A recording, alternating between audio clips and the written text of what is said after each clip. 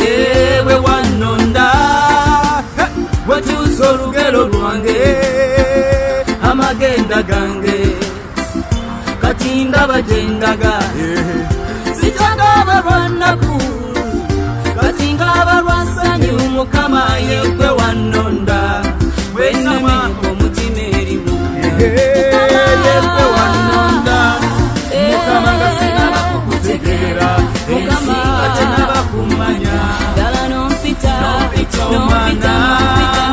kankuwa omutima gwange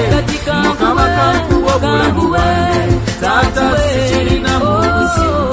mukama yegwe wanonda